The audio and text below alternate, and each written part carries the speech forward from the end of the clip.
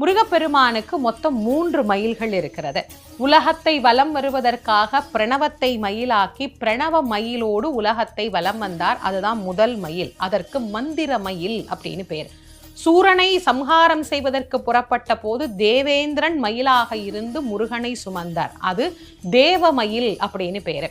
அசுரனை சம்ஹாரம் பண்ணின பிறகு சூரன் சேவலாகவும் மயிலாகவும் மாறி முருகப்பெருமானை தாங்கி கொண்டார். அந்த மயிலுக்கு அசுரமயில் அப்படின்னு பேரு. ஆக 3 மயில்ல ஏறி வரக்கூடியவர் முருகன். இது எல்லாத்துக்கும் மேல நம்முடைய மனதை முருகன் ஏறுவதற்கு தகுதியான மயிலாக நாம் மாற்றிக்கொண்டால் நம் மனத்தின் மீதும் அவன் எழுந்தருளி நமக்கு அருள் புரிவார். அதனால்தான் அருணகிரிநாதர் சொன்னார், ஏறுவதற்கு தகுதியுடைய மயிலாக என்னுடைய மனத்தை நீ மாற்றித் தருக, அதில் நீ விளையாடி அருளுக அப்படின்னு முருகப்பெருமான் கிட்ட விண்ணப்பம் செய்கிறார்.